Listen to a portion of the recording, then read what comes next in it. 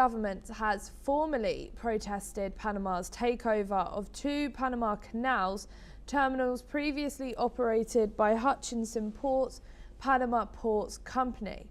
According to reports, officials have claimed that Panama undermined contract rights and acted without coordination, calling the move a serious breach of good faith. Reports suggest the takeover risks harming Panama's credibility and international trade norms, as PPC has invested heavily and created many jobs. Officials said the ports are now under the Maritime Authority to ensure smooth operations while PPC pursues arbitration and legal claims.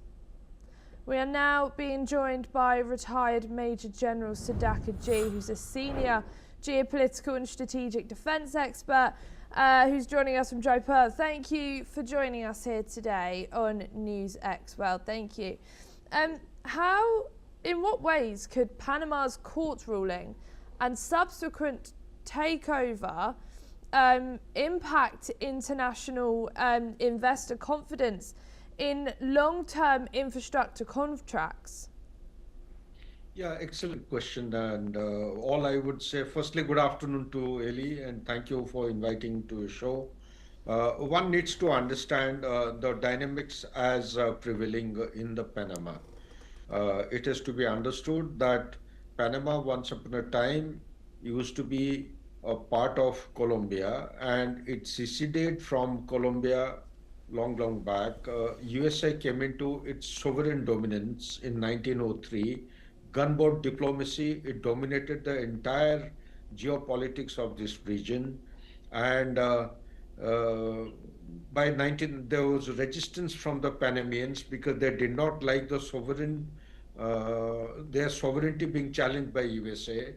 And by 1999, it was Roosevelt who actually negotiated, but subsequently the number of presidents, they took up the case.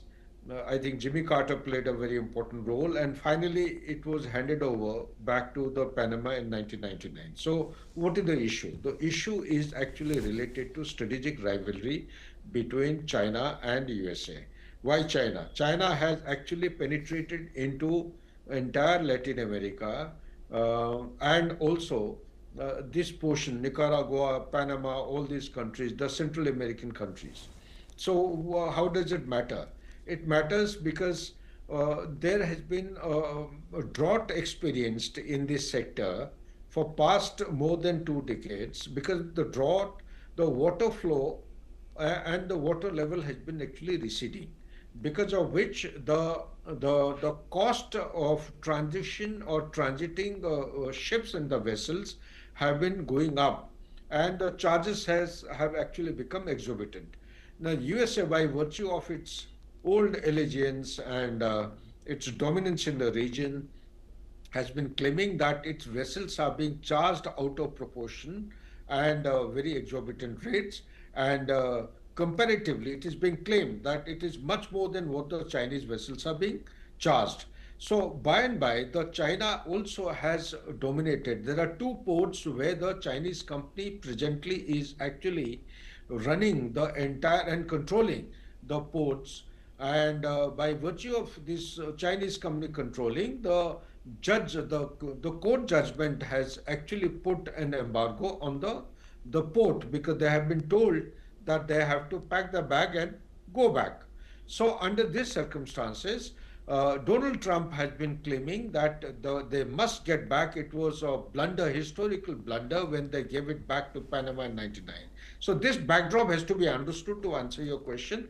All I would say, it is strategic rivalry manifesting into a kind of a slugfest, and the victims, the worst affected victims, are the people of Panama, who are actually suffering because of lack of livelihood. This is actually resulting with an adverse impact on the economy of Panama as well. Back to Ellie.